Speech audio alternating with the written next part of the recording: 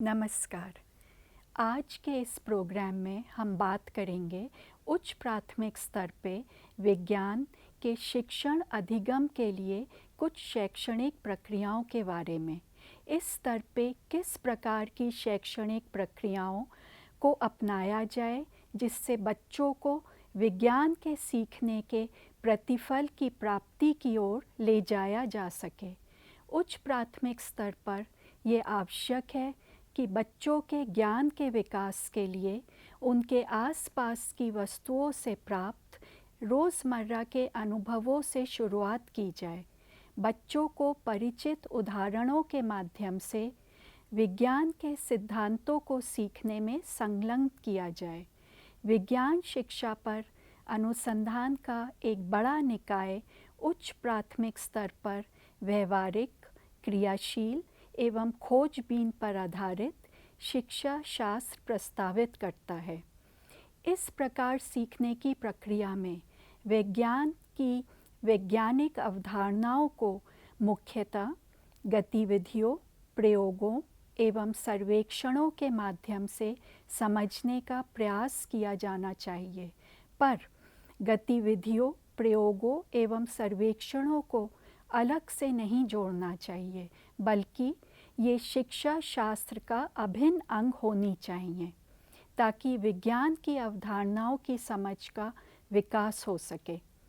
गतिविधियों के माध्यम से अवधारणाओं को समझने के लिए बच्चों को ये सब खुद करने का मौका देना होगा। उन्हें ज्ञान के निर्माण की प्रक्रिया में सक्रिय रूप से संलग्न करना होगा, जहाँ शिक्षक की भूमिका एक उत्प्रेरक की होनी चाहिए जो विद्यार्थियों को प्रोत्साहित करता है अभिव्यक्ति के लिए और ज्ञान सृजन के क्रम में व्याख्या और विश्लेषण के लिए। इस प्रकार ये महत्वपूर्ण है कि शिक्षक विज्ञान की प्रक्रिया और ज्ञान के निर्माण में संलग्न होने के लिए बच्चों को उचित अवसर प्रदान करें। सभी बच्चों को प्रोत्साहित किया जाए कि वे समूहों में या व्यक्तिगत रूप से संवेदी अंगों के प्रयोग के द्वारा चारों ओर के परिवेश, प्राकृतिक प्रक्रियाओं तथा परिघटनाओं की खोजबीन करें। बच्चे प्रश्न उठाएं और प्रश्नों के उत्तरों की खोज करें। मनन, परिचर्चा, उपयुक्त गतिविधियों के डिज़ाइन तथा क्रियान्वयन, रोल प्ले, वाद विवाद, ICT के उपयोग इत्यादि के माध्यम से बच्चे गतिविधि, प्रयोग, सर्वेक्षण, क्षेत्र भ्रमण आदि के दौरान किए गए अवलोकनों का रिकॉर्ड रखें। साथ ही वे अभिलेखित आंकड़ों का विश्लेषण, नतीजों की व्याख्या एवं निष्कर्ष निकालें और अपने निष्कर्षों को साथियों तथा बड़ों के साथ साझा करें।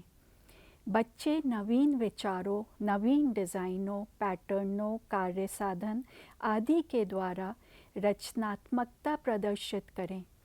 बच्चों को सहयोग, सहभागिता, ईमानदारी पूर्ण रिपोर्ट करना, संसाधनों के विवेकपूर्ण उपयोग जैसे मूल्यों को आत्मसात तथा अर्जित करने के भी अवसर दें।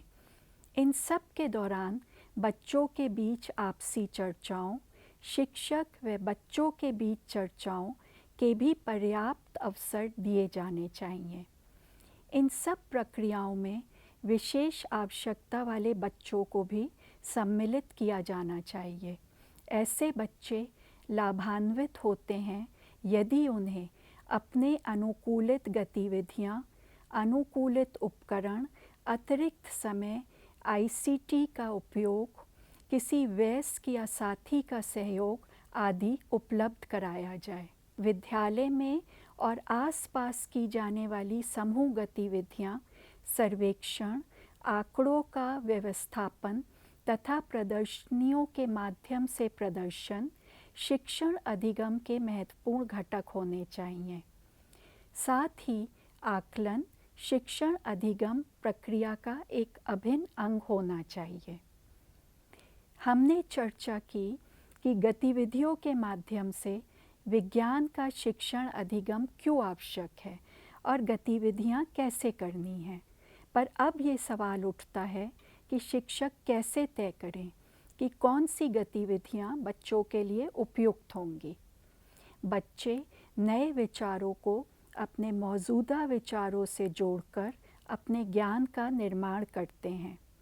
इसलिए शिक्षक के लिए उपयुक्त गतिविधियों को डिज़ाइन करना बहुत महत्वपूर्ण है।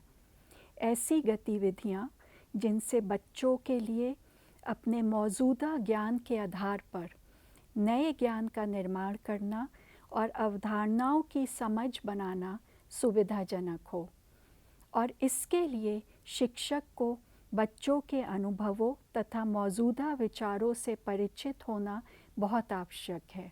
इस समझ के साथ साथ संसाधनों की उपलब्धता और स्थानीय संदर्भों को भी ध्यान में रखते हुए शिक्षकों को उपयुक्त शिक्षण स्थितियों को डिज़ाइन करना होगा।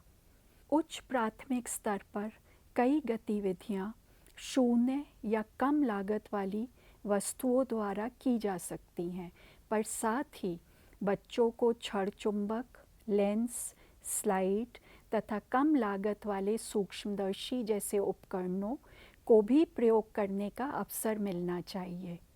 बच्चों को अपने हाथों से सरल तकनीकी इकाइयाँ या मॉडल बनाने के लिए भी सुविधा मिलनी चाहिए।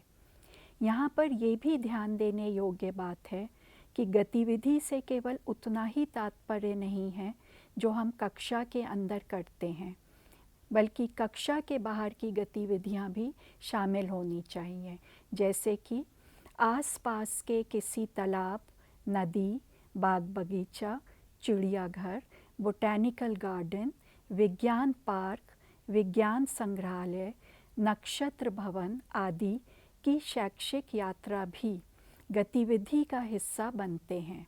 इसके अलावा भिन्न भिन्न संसाधन जैसे कि विज्ञान किट, ICT, विभिन्न रूपों में कला शिक्षा, शैक्षिक खेल आदि, इन सभी को विवेकपूर्ण रूप से आवश्यकता के अनुसार नियोजित किया जा सकता है, जिससे शिक्षण अधिगम की प्रक्रिया समृद्ध हो सके।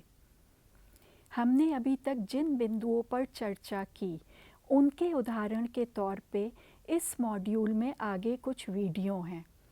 इन वीडियो में प्रस्तुत किया गया है कि बच्चों की रोज़मर्रा की ज़िंदगी के अनुभवों को ध्यान में रखते हुए सीखने के प्रतिफलों एवं मूल्यांकन को एकीकृत करते हुए समावेश संबंधी चिंताओं को ध्यान में रखते हुए उपयुक्त सीखने की स्थितियों को डिज़ाइन करके किस प्रकार बच्चों में विज्ञान की अवधारणाओं की समझ का विकास किया जा सकता है। उम्मीद है कि आप इन सब बिंदुओं को ध्यान में रखते हुए उच्च प्राथमिक स्तर पर विज्ञान के शिक्षण अधिगम की प्रक्रिया को प्रभावी बनाने के प्रयास में सफल होंगे। धन्यवाद।